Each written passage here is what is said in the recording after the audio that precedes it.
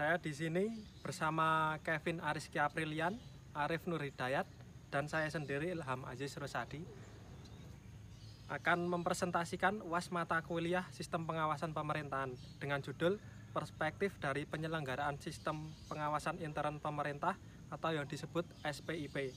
Pada topik kali ini, saya dan kelompok membahas tentang Kabupaten Kulon Progo. Bisa dilihat di samping saya ini, yakni pendahuluan pengertian sistem pengendalian intern menurut PP nomor 60 tahun 2008 tentang SPIP, yakni proses yang integral pada tindakan dan kegiatan yang dilakukan secara terus-menerus oleh pimpinan dan seluruh pegawai untuk memberikan keyakinan memadai atas tercapainya tujuan organisasi melalui kegiatan yang efektif dan efisien. Kemudian, keandalan pelaporan keuangan, pengamanan aset negara, dan ketaatan terhadap peraturan perundang-undangan.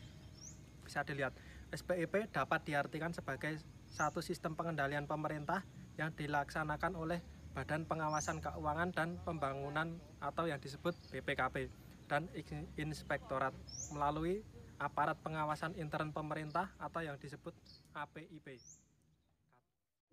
Kemudian pada slide 2 saya akan menjelaskan tentang unsur-unsur pada SPIP yang terdapat pada PP nomor 60 tahun 2008. Di sini nomor 1, lingkungan pengendalian, yakni terdiri dari kebijakan pembinaan SDM yang baik dan penegakan integritas dan etika. Kemudian nomor 2, penilaian resiko, terdiri dari identifikasi dan analisis resiko.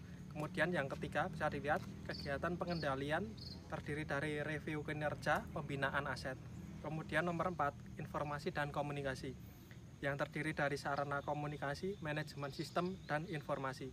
Kemudian yang kelima, pemantauan pengendalian intern, terdiri dari evaluasi dan tindak lanjut. Next. Baiklah, saya akan melanjutkan presentasi dari Mas Ilham tadi. Kelima unsur pengendalian intern merupakan unsur yang terjalin erat satu dengan yang lain. Proses pengendalian menyatu pada tindakan dan kegiatan yang dilakukan secara serius-menerus oleh pimpinan seluruh pegawai. Oleh karena itu, yang menjadi pondasi dari pengendalian adalah orang-orang atau SDM di dalam organisasi membentuk lingkungan pengendalian yang baik dalam mencapai sasaran dan tujuan yang ingin dicapai oleh instansi. Selanjutnya yaitu pentingnya SPIP untuk memberikan keyakinan yang memadai atas tercapainya tujuan organisasi. Kemudian demi mencapai tujuan pengelolaan keuangan negara yang efektif, efisien, transparan, dan juga akuntabel, setiap pimpinan lembaga negara wajib melakukan pengendalian atas penyelenggaraan kegiatan pemerintah dengan menerapkan unsur sistem pengendalian intern pemerintahan atau SPIP ini. Selanjutnya itu pembahasan. Pada presentasi kali ini mengenai bagaimana perspektif kami dari sistem pengendalian internal pemerintah dan bagaimana pelaksanaan sistem pengendalian internal pemerintah Kabupaten Kulon Progo apakah memenuhi 5 unsur tadi. Presentasi ini dibuat berdasarkan data dari internet serta web resmi pemerintah kabupaten. Bisa dilihat slide di samping. Menurut perspektif kami, penyelenggaraan SPIP Kabupaten Kulon Progo sudah tergolong baik. Dibuktikan dari evaluasi mandiri SPIP yang dilakukan oleh Wakil Bupati Suterja yang dengan menggunakan aplikasi SPIP yang dilaksanakan Jumat 13 bulan 9 2019 di ruang Serma Komplek Pemda Kabupaten Kulon Progo yang diikuti oleh 40 pimpinan OPD. Langkah tersebut termasuk ke dalam pemantauan pengendalian dan kegiatan pengendalian secara langsung yang dilakukan wakil pimpinan kepada birokrasi di bawahnya. Langkah tersebut juga dilakukan perlu diapresiasi. Selanjutnya saya akan melanjutkan presentasi dari Mas Ilham dan Mas Arif tadi. BKD Kabupaten Kulon Progo kembali menyelenggarakan diklat Sistem Pengendalian Intern Pemerintah atau SPIP bagi 40 orang anggota Satgas SPIP SKPD di lingkungan Pemkab Kulon Progo Diklat serupa pernah dilaksanakan sebelumnya pada tahun 2014. Pelaksanaan diklat SPIP ini merupakan amanah dari Peraturan Perundang-undangan Nomor 60 Tahun 2008. Langkah ini masuk ke dalam unsur lingkungan pengendalian dengan upaya kebijakan pembinaan SDM yang baik serta penegakan integritas dan etika. Kemudian, penggunaan aplikasi SPIP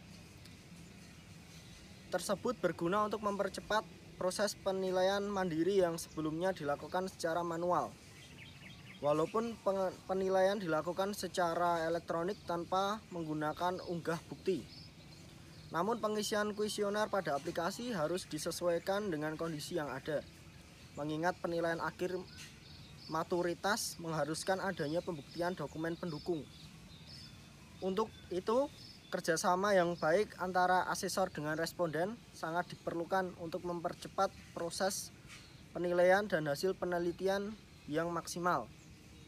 Poin tersebut termasuk ke dalam unsur penilaian resiko serta penggunaan sarana informasi dan komunikasi. Untuk selanjutnya, nilai maturitas SPIP Kulon Progo yakni 3,2 terdefinisi yang dicapai pada tahun 2016 seperti slide di samping menjadi bukti bahwa ASN pemerintah Kabupaten Kulon Progo cukup matang dalam menerapkan pengendalian intern sebagai dasar pelaksanaan tugas pokok dan fungsinya. Karena sifat maturitas pengendalian internal yang cukup dinamis dari tahun ke tahun dengan kualitas proses kepatuhan yang cukup berfluktuasi, maka diperlukan penilaian kembali tingkat maturitas pada 2019 sebagai jangka waktu ideal ditinjaunya kembali suatu capaian nilai.